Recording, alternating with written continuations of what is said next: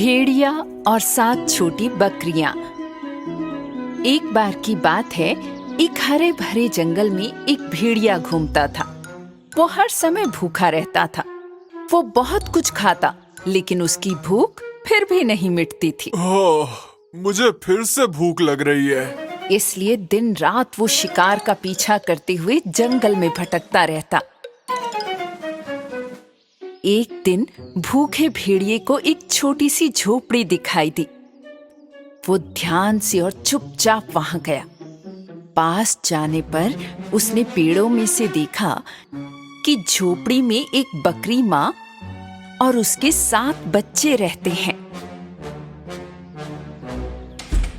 ओह, मुझे तो पूरे हफ्ते भर का खाना मिल गया। चालाक भेड़िया वहीं इंतजार में पड़ा रहा और सुबह तक झोपड़ी की जासूसी करता रहा। सुबह माँ बकरी अपने 7 बच्चों को चूमकर घर से जाने ही वाली थी। मेरे बच्चों, मैं अब कुछ खाना खरीदने के लिए बाजार जा रही हूँ। ध्यान से रहना और किसी के लिए भी दरवाजा मत खोलना। ठीक है। बकरी माँ बाजार जाने के लिए घर से निकली। उस समय भेड़िया चुपके से झोपड़ी को देख रहा था। इस अच्छे मौके को देखते ही वो कूदकर बाहर आया, लेकिन उसे छोटी बकरियों को मूर्ख बनाने के लिए एक आइडिया की जरूरत थी। इन बकरियों को पकड़ने की सबसे अच्छी तरकीब है कि मैं अपना रूप बदल लूं। भेड़िए ने पहले एक पुरानी पोशाक पहनी। उसने अपने कान नीचे खींच लिए और शाखाओं से बकरी के 2 सींग बनाकर अपने सर पर रख लिए। फिर अपने पैरों को आटे से ढककर उसने किसी ऐसे घर से एक ताजा और गर्म सेब पाई चुराई जिसे वो नहीं जानता था। और अब मैं अपनी आवाज भी कुछ इस तरह बदल लेता हूँ। मैं कितना शातिर हूँ। भेड़िया धीरे धीरे झोपड़ी के सामने गया और 3 बार दरवाजा खटखटाया। आवाज सुनकर छोटी बकरियां तुरंत दरवाजे की तरफ दौड़ी। उनमें से एक उत्साह से दरवाजा खोलने जा रही थी, लेकिन दूसरी छोटी बकरी ने उसे चेतावनी दी। रुको, तुम्हें ऐसे ही दरवाजा नहीं खोलना चाहिए। पहले तुम्हें पूछना होगा कौन है। बाहर कौन है? मैं हूँ तुम्हारी दादी माँ। मैं तुम्हें पार्क में ले जाने आई हूँ। हमारी दादी बहुत दूर रहती है। आप वो नहीं हो सकती। ओह बच्चों, ये कितना लंबा सफर रहा। शाबाश, अब जल्दी से दरवाजा खोलो और सब लोग पार्क चलते हैं। जब भेड़िए ने ऐसा कहा तो छोटी बकरियों ने दरवाजे के नीचे भेड़िए के पैरों की ओर देखा। देखो, उसके पैर सफेद हैं, हमारे जैसे। हाँ, पर उसके नाखून भेड़िए की तरह लंबे हैं। जब छोटी बकरियों ने फिर से दरवाजा नहीं खोला तो भेड़िए ने उन्हें सेब की पाई सुंघाई। देखो, मैं तुम्हारी सबसे पसंदीदा एप्पल पाई लाई हूँ। और भेड़ियों को एप्पल पाई बनानी बिल्कुल नहीं आती। बकरियों ने सेब की पाई को सूंघा और उत्साहित होकर दरवाजा खोल दिया।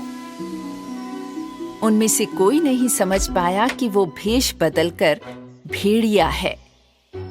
चलो दादी माँ, पार्क चलते हैं। जब हम लौटेंगे तो हम अपनी एप्पल पाई खाएंगे। छोटी बकरियां और भेड़िया झोपड़ी से चले गए। मुझे बहुत भूख लगी है, मैं खुद को रोक नहीं पा रहा। जब बकरियां खुशी खुशी चल रही थीं, भेड़िए की पोशाक एक पेड़ की शाखा में फंस गई। पोशाक धीरे धीरे भेड़िए पर से उतरने लगी और छोटी बकरियां भेड़िए के भयानक फर को देखकर हैरान रह गईं।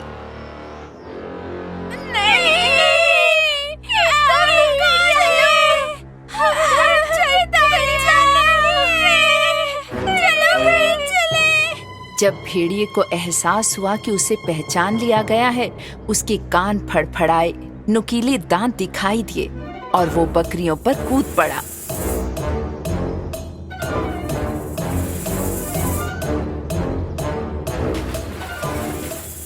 उसने उन सभी को एक एक करके पकड़ा। उनमें से केवल एक बच गई और भेड़िए से दूर भाग गई। भेड़िए ने 6 छोटी बकरियों को पकड़ लिया और उन्हें अपनी अंधेरी गुफा में ले गया। बची हुई छोटी बकरी अपनी माँ को बताने के लिए इतनी तेजी से भागी कि उसकी सांस फूल गई। इस बीच माँ बकरी बाजार से फलों और सब्जियों की टोकरी लेकर लौट आई थी। घर का दरवाजा पूरा खुला था। वो जल्दी से अंदर गई, लेकिन उसे अपने बच्चे आसपास कहीं नहीं दिखाई दिए। मेरे बच्चे, कहाँ हो तुम लोग? मेरी छोटी बकरियां। बकरी माँ इतनी चिंतित थी कि वो तुरंत घर से बाहर भागी और अपने छोटे बच्चों की तलाश शुरू की। तभी उसने जमीन पर बड़े बड़े पैरों के निशान देखे। ओह नहीं, ये तो एक भेड़िए के पैरों के निशान हैं। उसने कुछ देर तक उनका पीछा किया, लेकिन फिर रास्ता बदल गया और निशान गायब हो गए। अब मैं क्या करूंगी? एक भेड़िया मेरे बच्चों को चुरा कर ले गया। जब बकरी माँ रो रही थी तो बची हुई बकरी दौड़ती हुई उसके पास आई। ओ मेरी बच्ची, तुम्हारे भाई बहन कहाँ हैं? क्या हुआ? जल्दी बताओ मुझे। एक भूखे भेड़िए ने हमारी बकरी की दादी का वेश बनाया और हमें चुराने की कोशिश की। मैं बच गई माँ, मुझे पता है वे लोग कहाँ हैं। माँ बकरी और बच्ची बकरी भेड़िए की मांद की तरफ दौड़े। जब वे पहुँचे तो उन्होंने छोटी बकरियों की आवाज सुनी। ये भेड़िए की मांद है, हमें अब बहुत सावधान रहना होगा बेबी। माँ बकरी और बच्ची बकरी ने बाकी छोटी बकरियों को बचाने के लिए एक चतुर योजना बनाई। वे दोनों भेड़िए के घर के सामने खड़े हो गए और अपने हाथों से अंदर की ओर एक विशाल भालू की छाया बना ली। अंदर भेड़िया छोटी बकरियों को खाने ही वाला था, लेकिन तभी उसने भालू के आकार की डरावनी छाया देखी। मैं बहुत भूखे पेट वाला एक विशाल भालू हूँ। यहाँ कोई भेड़िया होगा जो मेरा पेट भरेगा।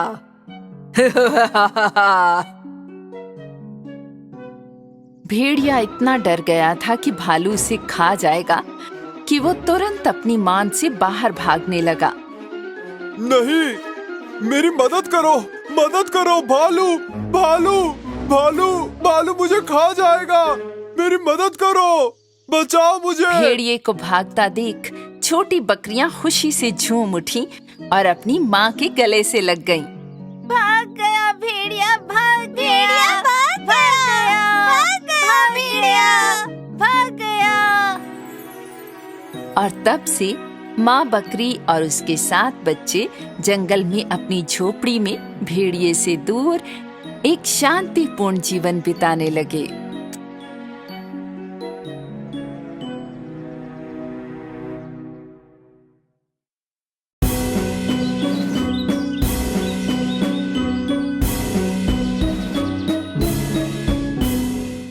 कई साल पहले इस धरती पर बहुत दूर सिंड्रेला नाम की एक सुंदर लड़की रहती थी। सिंड्रेला की माँ को गुजरे बहुत साल हो गए थे।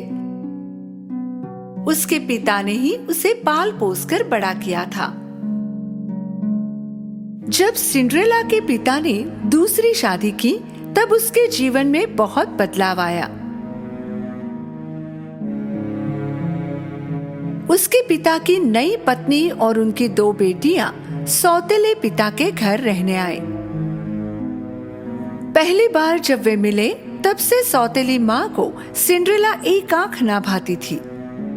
वो और उनकी बेटियां सिंड्रेला के सौंदर्य और दयालु दिल से बहुत ईर्ष्या करते थे। सिंड्रेला की बहन सिंड्रेला जितनी खूबसूरत नहीं थी। इतना ही नहीं, वो दोनों कठोर और बिगड़ी हुई भी थी। एक दिन किसी काम के कारण सिंड्रेला के पिता को लंबी यात्रा पर जाना पड़ा और यही वो समय था जब सिंड्रेला की सौतेली माँ और बहनों ने उसके जीवन को नर्क बना दिया। जब सिंड्रेला अपने बगीचे में अपने प्यारे पंछियों के साथ बातें कर रही थी, तब उसकी सौतेली माँ उसके पास आई। आज के बाद तुम इस अटारी में रहोगी, घर के सारे काम करोगी और मुझे तुम्हारा इन कपड़ों में घूमना फिरना बिल्कुल पसंद नहीं। सिंड्रेला को पता नहीं था इस पर क्या बोले। असहाय रूप से जैसा उसे कहा गया उसने किया। उसने अपनी चीजें उठाई और अटारी में चली गई। उस दिन के बाद से सिंड्रेला घर के सारे काम खुद ही कर लिया करती थी। वो बहुत थक जाती, लेकिन ना उसकी सौतेली माँ या उसकी सौतेली बहनों को उसकी दया आई। फर्श को दोबारा ठीक से साफ करो, क्या तुम्हें धूल नहीं दिखाई देती? तुमने अभी तक कपड़े नहीं धोए, मेरे पास पहनने के लिए कुछ नहीं। सिंड्रेला के पास चूहे और खिड़की पर आकर बैठने वाले पंछियों के अलावा कोई दोस्त नहीं था। सर्दी से बचने के लिए रात के समय सिंड्रेला नीचे चिमनी के पास जाकर सेक लेते लेते वहीं पर सो जाती है। ऐसे ही दिन गुजरते गए। एक दिन शहर में राज्य द्वारा एक घोषणा की गई। राजकुमार द्वारा महल में एक पार्टी का आयोजन किया गया है। शादी के लिए पात्र सभी लड़कियों को इस पार्टी में आमंत्रित किया जाता है। जैसे ही सौतेली बहनों ने ये बात सुनी, वो भागते हुए घर गई और अपनी माँ को बताया। पार्टी में आप दोनों ही सबसे सुंदर होगी। राजकुमार ने आप दोनों में से एक को ही चुनना चाहिए। इस तरह हम सभी महल में रह पाएंगे, है ना माँ? हमें तुम दोनों के लिए गाउन और जूते खरीदने होंगे। चलो खरीदारी करने जाते हैं। सौतेली माँ और बहनें बाहर चली गई। वहाँ खड़ी होकर ये बातें सुनने वाली सिंड्रेला उदास हो गई। कई दिन तैयारियां चल रही थी। सौतेली बहनों के गाउन सिलकर आ गए थे। हर दिन वो दोनों दर्पण के सामने खड़ी रहती और खुद को बताती, हम ही पार्टी में सबसे सुंदर लड़कियां होंगी।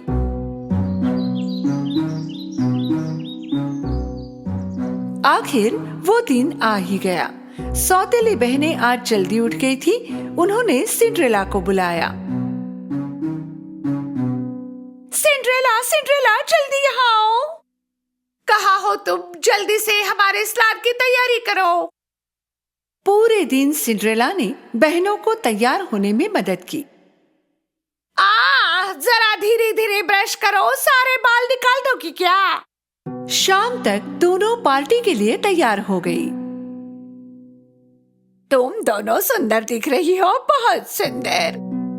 सिंड्रेला ने सारी हिम्मत जुटाई और सौतेली माँ से पूछा, क्या मैं भी पार्टी में आ सकती हूँ? कौन, तुम? हाँ, उन्होंने सारी युवा लड़कियों को बुलाया है। क्या पार्टी के लिए ये तुम्हारी पोशाक है? राजकुमार को अपने लिए पत्नी चाहिए, नौकरानी नहीं। चलो लड़कियों, पार्टी के लिए देर हो रही है और तुम याद रखना, सोने से पहले सारे काम हो जाने चाहिए। सौतेली माँ और बहनें पार्टी के लिए निकल गई और घर पर अकेली सिंड्रेला रोने लगी।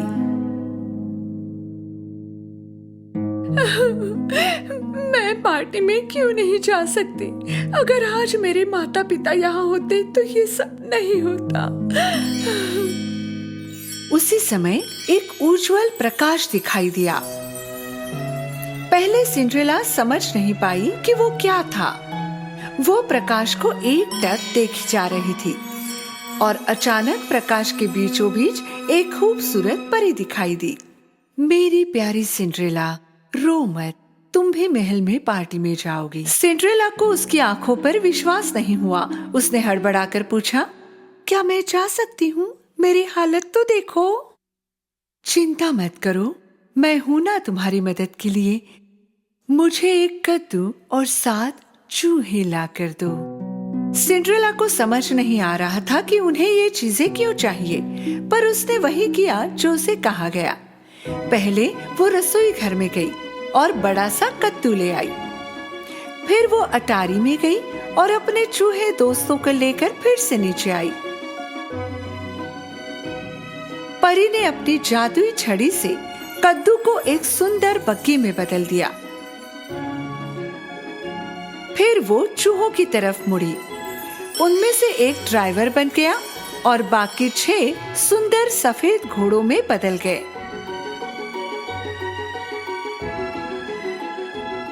आश्चर्यचकित सिंड्रेला बग्गी और घोड़ों को देख रही थी। तभी परी उसकी तरफ मुड़ी। जब उसने अपनी जादुई छड़ी से सिंड्रेला को छुआ, उसकी पुरानी ड्रेस एक खूबसूरत पार्टी गाउन में बदल गई।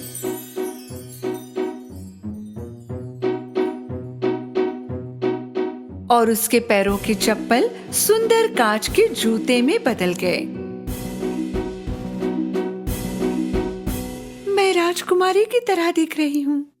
अब पार्टी में जाने का समय हो गया है, पर भूलना मत, जैसे ही घड़ी में 12 बजते हैं तुम घर चले आना, क्योंकि उसके बाद तुम पहले जैसी हो जाओगी। सिंड्रेला ने परी को बहुत ध्यान से सुना।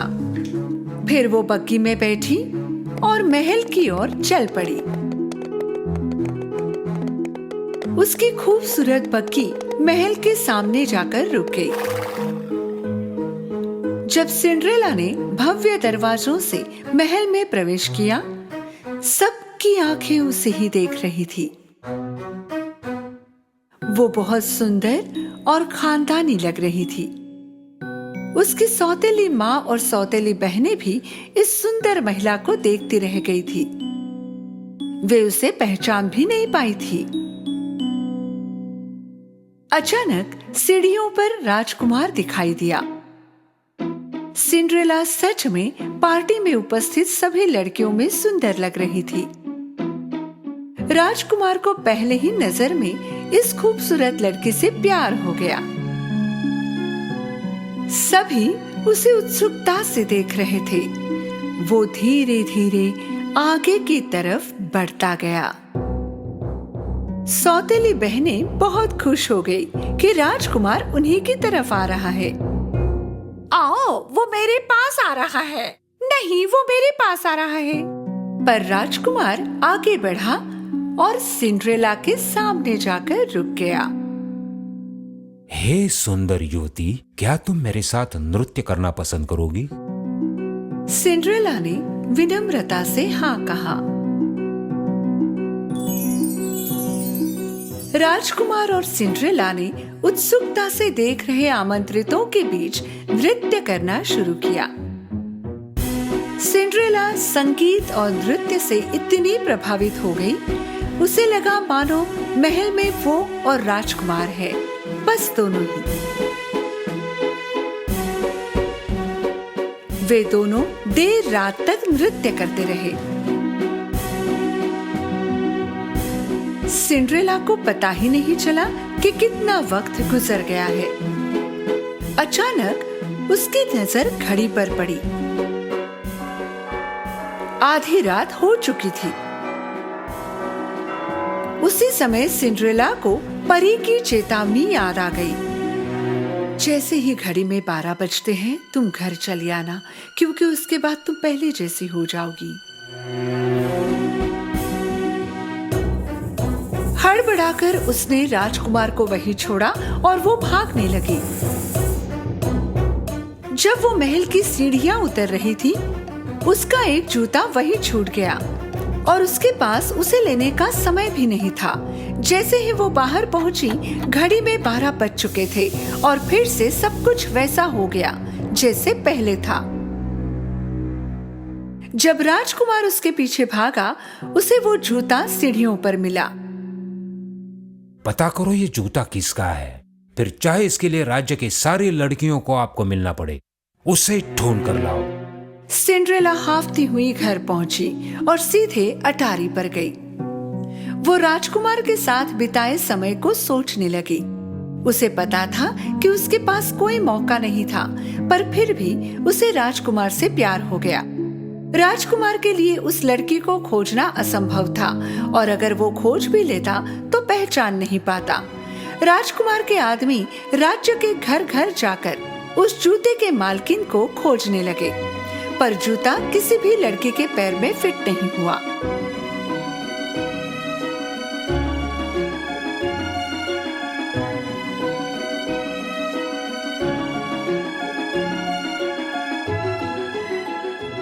अंत में राजकुमार के आदमी सिंड्रेला के घर पहुंचे। सिंड्रेला राजकुमार की गाड़ी को घर के सामने देखकर बहुत खुश हो गई। जैसे ही सिंड्रेला कमरे के बाहर जाने लगी, उसकी सौतेली माँ दरवाजे पर दिखाई दी। तू कहाँ चल गई? तुम भी जूता पहनने की कोशिश करना चाहती हो?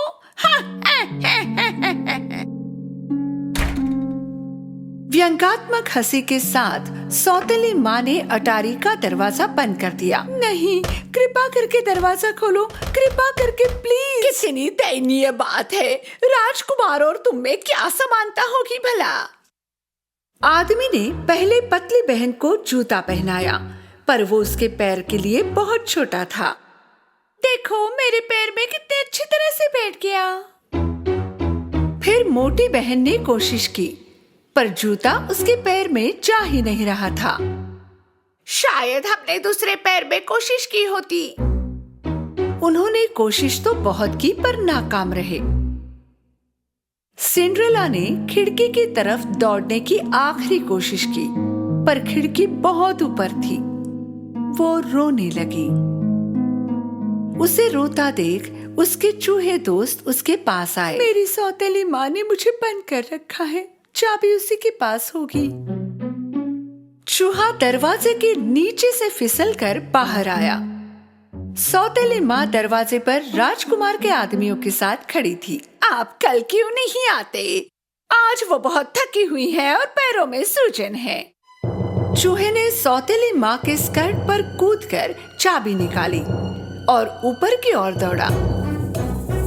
उसने चाबी दरवाजे के नीचे से अंदर सरकाई। चाबी देखकर सिंड्रेला बहुत खुश हुई। दरवाजा खोलकर वो जल्दी से नीचे की तरफ भागी। अरे तुम बाहर कैसे निकल आई? कृपया रुकिए, जाइए मत, मुझे भी जूता पहनना है। सौतेली माँ और बहनें ये सुनकर जोर से हंसने लगी। शांत हो जाओ, ये राजकुमार का हुक्म है कि राज्य की सारी लड़कियों ने कोशिश करनी चाहिए।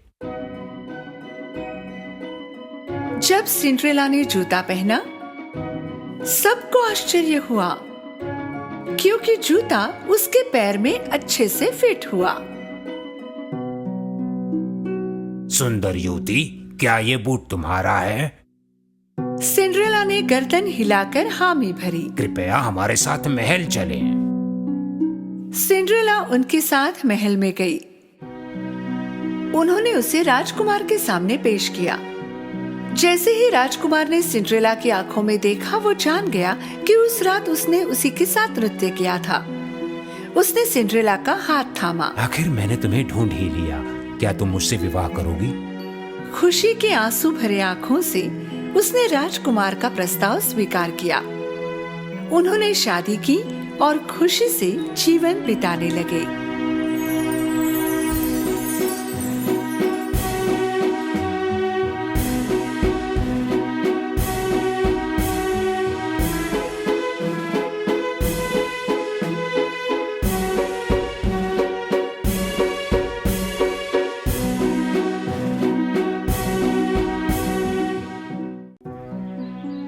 आलसी लड़की।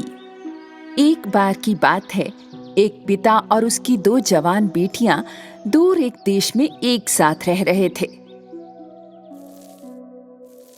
एक लड़की बहुत मेहनती थी और दूसरी बहुत आलसी।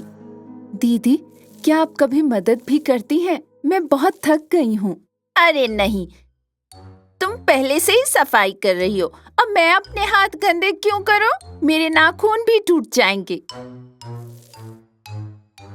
उनके बूढ़े पिता एक मेहनती इंसान थे, इसलिए हमेशा थक जाते थे। शाम को उनके पास सिर्फ सूप और कुछ रोटी ही खाने के लिए होती थी। एक दिन बूढ़े पिता ने अपनी बेटियों से एक निवेदन किया। मेरी प्यारी बेटियों, तुम जानती हो मैं तुम दोनों से बहुत प्यार करता हूँ और मैं सोच रहा था कि अब तुम दोनों बड़ी हो गई हो और समय आ गया है कि तुम दोनों जिम्मेदारियां उठाओ। मैं चाहता हूँ कि तुम दोनों कोई काम या नौकरी ढूंढो।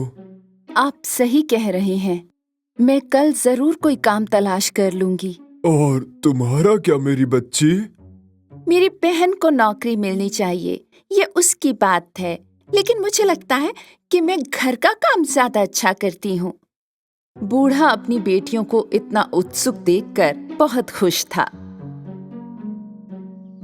अगले दिन जब मेहनती लड़की नौकरी की तलाश में घर से निकली तो उसके पिता उसके पास आए। मेरी प्यारी बच्ची, मैं तुम्हें एक सलाह देना चाहता हूँ। अगर कभी भी कोई तुमसे मदद मांगे तो उसे मना मत करना। हमेशा तट पर रहना और अपने काम से प्यार करना और जो भी काम करो पूरी लगन से करना। धन्यवाद पिताजी, मैं आपकी सलाह कभी नहीं भूलूंगी। ये हुई ना बात मेरी बच्ची। मेहनती बेटी अपनी नौकरी खोजने निकल पड़ी, जबकि आलसी बेटी जिसने कहा था कि वो घर का काम करेगी, उसने कुछ नहीं किया। घर दिन ब दिन गंदा होता जा रहा था और भी गंदा। मेहनती लड़की कई दिनों तक पैदल चलती रही, लेकिन उसे कोई काम नहीं मिला। कुछ दूर चलने पर मेहनती लड़की को सूखी शाखाओं और जड़ों वाला एक पेड़ दिखा। अरे जवान लड़की, क्या तुम मेरी सूखी शाखाओं को साफ कर दोगी और मेरी जड़ों में थोड़ा पानी दे दोगी? मेहनती लड़की ने पेड़ की सभी सूखी शाखाओं को तब तक साफ किया जब तक कि उसकी हथेलियां घायल नहीं हो गईं और अपने पीने के पानी से जड़ों को भी सींचा। धन्यवाद प्यारी लड़की, लेकिन अब तुम्हारे पास पानी नहीं बचा है। कोई बात नहीं, आपको मदद की जरूरत थी और मैंने आपकी मदद की। मैं अपने लिए पानी ढूंढ लूंगी। मेहनती लड़की अपने रास्ते पर आगे चलती रही। आगे उसे टूटे और बिखरे हुए हिस्सों के साथ एक चूल्हा मिला। अरे सुंदर लड़की, क्या तुम मेरी मरम्मत कर दोगी ताकि मैं बेहतर दिखूं? मेहनती लड़की ने मुट्ठी भर मिट्टी ली और चूल्हे की सभी दरारों को अच्छे से भर दिया। धन्यवाद प्यारी लड़की, लेकिन तुम मेरी वजह से इतनी गंदी हो गई। ओह कोई बात नहीं, कपड़े मायने नहीं रखते। आपको मदद की जरूरत थी, मैंने मदद की। मेहनती लड़की उस नए से चूल्हे को छोड़कर अपने रास्ते पर चलती रही। थोड़ी देर बाद एक प्यारा मेमना दिखाई दिया, लेकिन वो काला था, सिर से पांव तक कोयले की तरह। हेलो प्यारी लड़की, मैं गलती से कोयले में घुस गया और गंदा हो गया। तुम मुझे नहला दोगी क्या? मेहनती लड़की ने मेमने को झील के किनारे नहला दिया। मेमना पहले की तरह सफेद हो गया और चमक उठा। धन्यवाद, लेकिन तुम मेरी वजह से भीग गई। तुम्हें मदद की जरूरत थी, मैंने मदद की। मैं पहले से ही बहुत गंदी थी, अब मैं साफ हो गई। मेहनती लड़की अपने रास्ते पर चलती रही। जब अंधेरा हुआ तो उसे एक सुंदर घर मिला। ओह, जहां 7 परियां रहती थी। मेहनती लड़की घर में दाखिल हुई। हेलो, मैं आपके घर बिना अनुमति के आने के लिए क्षमा चाहती हूँ।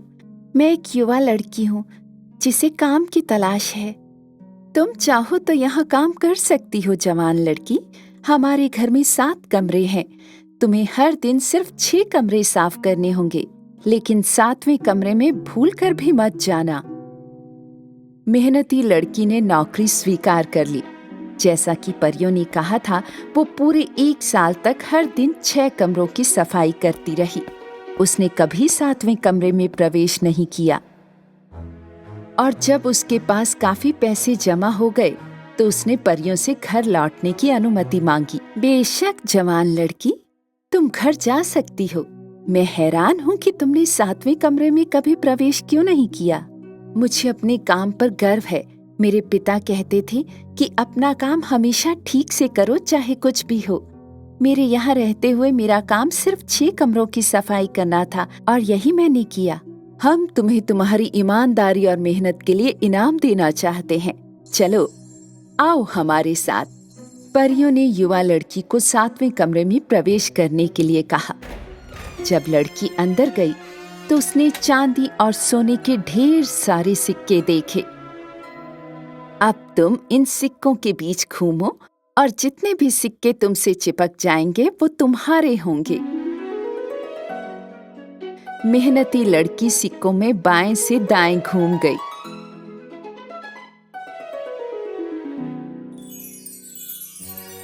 वो बिल्कुल किसी स्टार की तरह लग रही थी जिस पर पैसे लगे हुए थे। फिर मेहनती लड़की परियों को छोड़कर घर लौटने लगी। रास्ते में उसे मेमना मिला जिसे उसने पहले नहलाया था। मेमना मोतियों से ढका हुआ था। मैं आपकी मदद को भूला नहीं प्यारी लड़की, लो जितने चाहे मोती ले लो। मेहनती लड़की ने मेमने को धन्यवाद दिया और अपनी बाहों और गर्दन को मोतियों से ढक लिया और अपने रास्ते पर चलती रही। चलते चलते अब वो चूल्हे के पास पहुंची जिसकी उसने जाते वक्त मरम्मत की थी। आपने मेरी जो मदद की उसे मैं नहीं भूला प्यारी लड़की। लो मेरी गर्मा गर्म रोटियां और केक तुम्हारे हैं।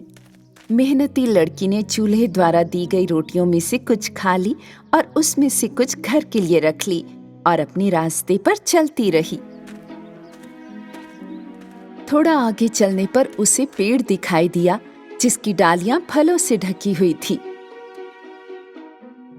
इधर आओ प्यारी लड़की, तुमने जो मदद की उसके लिए मैं आभारी हूँ। ले लो, मेरे सारे अंगूर तुम्हारे हुए। मेहनती लड़की ने धन्यवाद दिया और पेड़ से विदा लेकर चलने लगी। बहुत बहुत धन्यवाद, कितना फलदायी अनुभव है। उसके पिता और आलसी बहन ने दरवाजे पर उसका अभिवादन किया। लड़की की गठरी सोने और मोतियों से भरी हुई थी। आलसी बहन को बहुत जलन हुई जब उसने देखा कि उसकी बहन इतनी अमीर हो गई है। उन सिक्कों को देखो, मुझे नौकरी पाने के लिए एक अमीर परिवार की तलाश करनी होगी। अगर मेरी बहन के पास मोती है तो मुझे पन्ने मिलेंगे। आलसी लड़की ने अपने पिता से कहा कि वो नौकरी की तलाश में घर से जा रही है। ठीक है मेरी बच्ची, पर तुम तो घर पे भी काम नहीं कर पाती, तो फिर तुम्हें बाहर कैसे काम मिलेगा? आलसी लड़की अपने पिता की बात को पूरा सुने बिना ही चली गई। वो दिन रात चलती थी। थोड़ा और चलने पर वो सूखी शाखाओं वाले पेड़ के पास आई। पेड़ ने लड़की से मदद मांगी। कैसी हो जवान लड़की, क्या तुम मेरी मदद करोगी? मैं इस धूप में तुम्हारी मदद नहीं कर सकती। मेरे बाल खराब हो जाएंगे। बाय। आलसी लड़की आगे बढ़ गई। थोड़ा और चलने पर उसे आगे एक टूटा और बिखरा हुआ चूल्हा दिखाई दिया। चूल्हे ने उससे मदद मांगी। मैं अपने कोमल और नाजुक हाथों को तुम्हारे लिए गंदा नहीं कर सकती। मेरी नेल पॉलिश खराब हो जाएगी। बाय। आलसी लड़की ने चूल्हे की भी मदद नहीं की। तब उसे एक मेमना मिला जो काले कोयले की तरह गंदा था और मेमने ने उसे स्नान कराने के लिए कहा। छी छी छी, मेरे रास्ते से हट जाओ कल्लूटे। आलसी लड़की भाग गई। क्या आलसी भेड़ का बच्चा है, खुद को धो भी नहीं सकता। और आलसी लड़की जल्द ही एक बड़े घर में आ गई। आलसी लड़की ने इसका फायदा उठाया और घर की मालकिन 7 परियों से काम मांगा। मुख्य परी ने उसे 1 साल रहने और सिर्फ 6 कमरे साफ करने के लिए ही कहा। भूलो मत जवान लड़की, तुम कभी भी 7वें कमरे में दाखिल नहीं होगी। आलसी लड़की ने महीनों तक अनमने मन से 6 कमरों की सफाई की।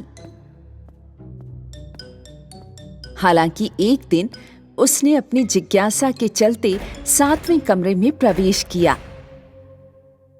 सोने और चांदी के सिक्कों की बजाय अंदर मधुमक्खियां और चमगादड़ थे।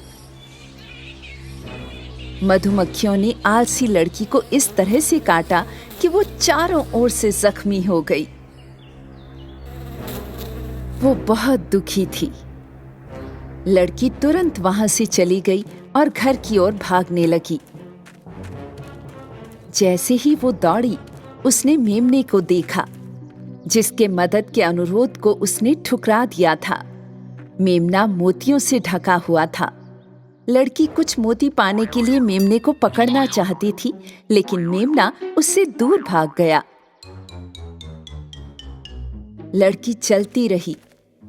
वो बहुत थक गई थी।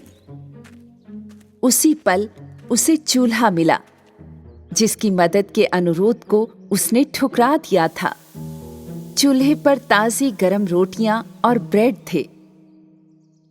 जब लड़की ने रोटी का एक टुकड़ा लेना चाहा, तो चूल्हा गर्म हो गया और आलसी लड़की के हाथ जल गए। जब आलसी लड़की वहां से भागी, तो वो पेड़ के पास पहुंची, जिसे उसने मदद करने से मना कर दिया था। पेड़ की डालियों पर फलों के गुच्छे थे। जब आलसी लड़की ने कुछ अंगूर लेने की कोशिश की, तो पेड़ दाहिनी ओर झुक गया।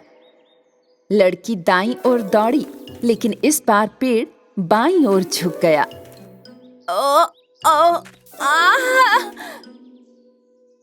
इधर उधर भागते भागते वो थक गई। आलसी लड़की ने आखिरकार फल खाने का इरादा ही छोड़ दिया। वो पूरे 2 दिन तक बिना रुके चलती रही और आखिरकार घर पहुंच गई। उसके पिता और बहन ने आलसी लड़की को गंदे कपड़ों में घर लौटते और घायल हालत में देखा और वे बहुत हैरान हुए। आलसी लड़की ने बड़े पछतावे के साथ जो कुछ हुआ था उन्हें बताया। मुझे विश्वास नहीं होता कि ये इतना दर्द देता है।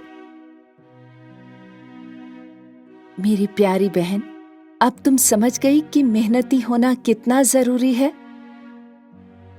याद रखो बेटी, अगर जीवन में ईमानदार और मेहनती बनोगी तो तुम्हें इनाम जरूर मिलेगा। उस दिन के बाद आलसी लड़की फिर कभी आलसी और कामचोर नहीं रही। दोनों बहनों ने कड़ी मेहनत की और उन्हें अच्छा फल मिला। और इस छोटे से परिवार का जीवन सुख, शांति और खुशियों से भर गया।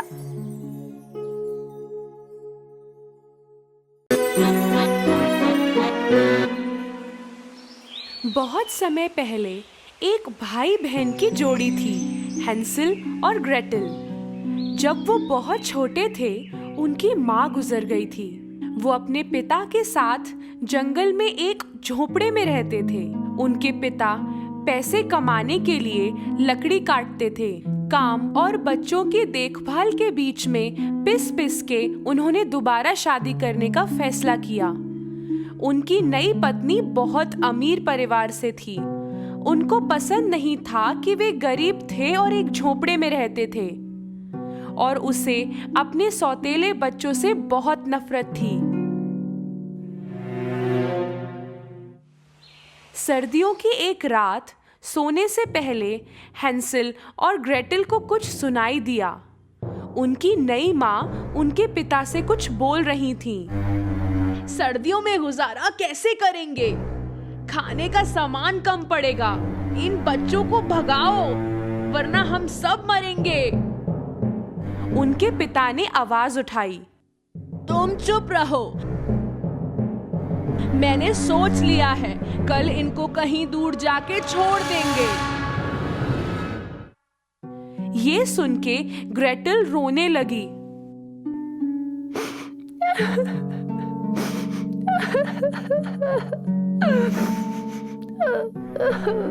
हैंसल ने उसे चुप कराया। तुम चिंता मत करो ग्रेटल, हम रास्ता ढूंढ लेंगे घर का। उस रात हैंसल बाहर जाकर बहुत सारे छोटे छोटे पत्थर जेब में भरकर ले आया।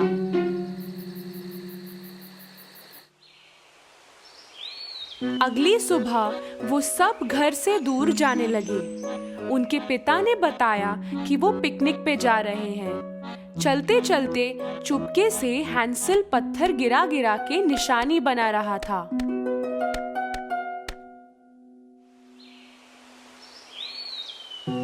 शाम होते होते बॉनफायर जला के पिता और माँ निकल गए, ये कह के कि थोड़ी देर में आ रहे हैं, पर वो कभी नहीं लौटे।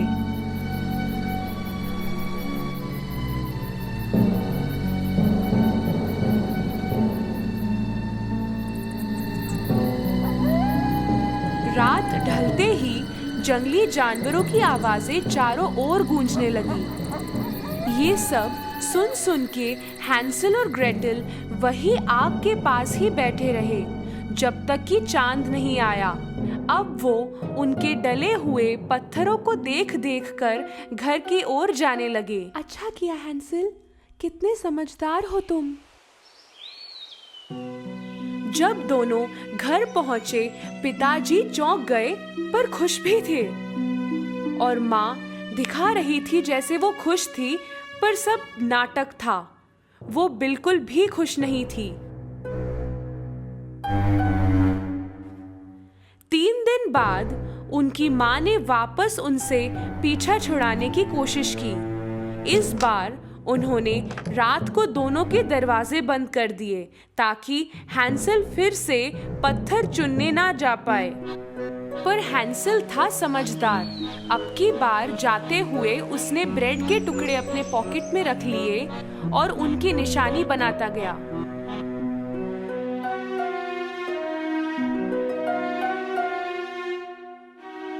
दोपहर को बहाने से माँ और पिता निकल लिए, फिर से इन दोनों को छोड़ के। उनके आने की उम्मीद जब खत्म हुई, हैंसल और ग्रेटल सूरज ढलने से पहले रवाना हो गए। पर अब की बार उन्हें ब्रेड के निशान नहीं मिले, क्योंकि सारा ब्रेड तो चिड़िया चुग गई थी। ग्रेटल रो रही थी और हैंसल भी लाचार था। अब के ये दोनों खो गए, ना खाना ना पीना और जान को मुसीबत अलग से। वो 3 दिन यूं ही घूमते रहे। तीसरे दिन उनको एक बेहद सफेद चिड़िया दिखी। उसने इनको गा के सुनाया।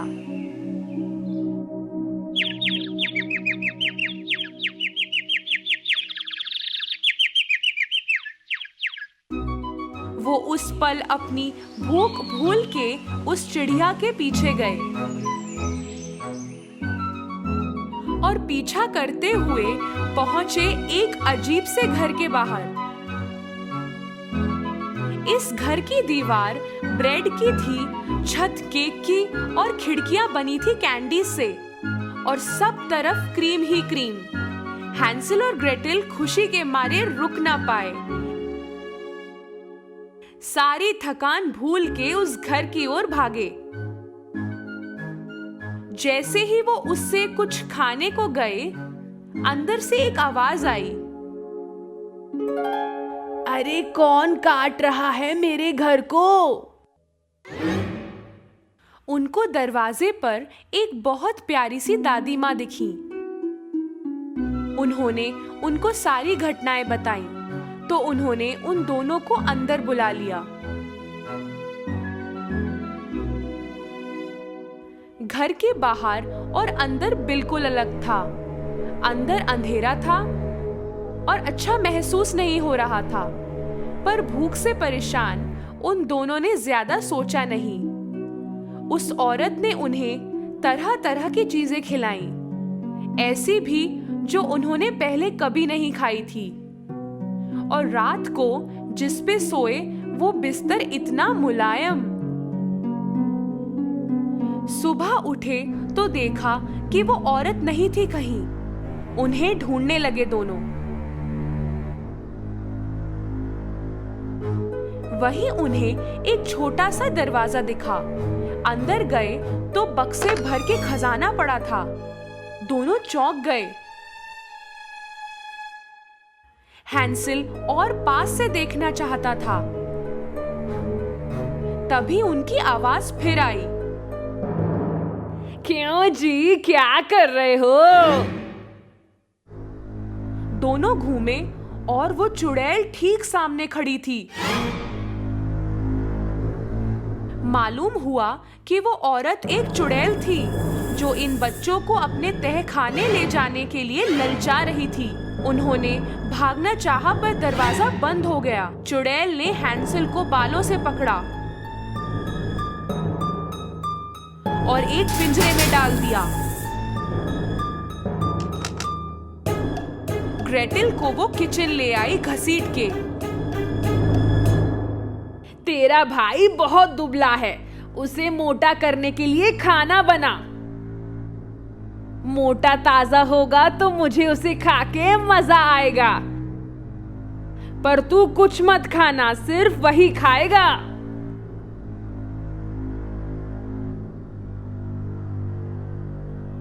ग्रेटेल को उसकी बात माननी ही पड़ी। हैंसल था तो समझदार। उसने तरकीब सोची चुड़ैल को उल्लू बनाने के लिए। हर रात जब चुड़ैल सोती थी वो पिंजरे के नीचे जमीन में गड्ढा खोदता था। चुड़ैल हर सुबह देखती थी कि हैंसल मोटा हुआ या नहीं। हैंसल कुछ भी नहीं खा रहा था, बल्कि सारा खाना उस गड्ढे में डाल रहा था। दूसरी तरफ चुड़ैल ग्रेटेल से और खाना बनाने को कह रही थी। कई दिनों तक यूं ही चलता रहा। मोटा हो दुबला हो, अब आज तो मैं हैंसल पाए बनाऊंगी। उसने ग्रेटेल से कहा। अवन में देख जरा, आटा पका या नहीं। वो डरी हुई तो थी, पर ग्रेटेल अपने भाई जैसी समझदार भी थी। वो समझ गई कि चुड़ैल उसे अवन में धक्का देने वाली है। मेरा सर अंदर नहीं जा रहा है, आटा नहीं दिख रहा है, ग्रेटेल बोली। चुड़ैल ने खुद अपना सर अंदर डाला। मौके पे ग्रेटेल ने सारी ताकत लगा के चुड़ैल को अंदर डाल दिया और उसका दरवाजा बंद कर दिया।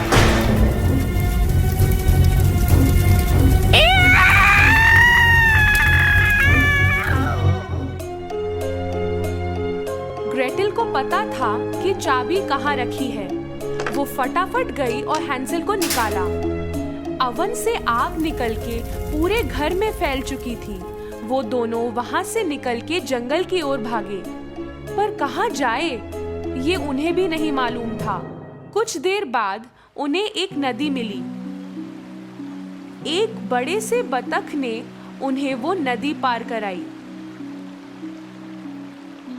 उन्होंने इधर उधर देखा तो उन्हें मालूम चला कि वो कहाँ हैं। वो दौड़े दौड़े घर पहुंचे। बच्चों को देख पिता बहुत खुश हुए। रोते रोते उन्होंने बताया कि उन दोनों को जंगल में छोड़ के आने के कुछ दिनों बाद ही उनकी माँ अपने मायके चली गई और उन दोनों को कितना ढूंढने की कोशिश की, पर वो मिले ही नहीं। दोनों बच्चे अपने पिता से इतना प्यार करते थे कि उन्होंने सब भुला दिया। पर वो पिता के लिए एक सरप्राइज लाए थे। उन्होंने अपनी जेब से ढेर सारे हीरे मोती निकाले जो उन्हें चुड़ैल के घर में मिले थे।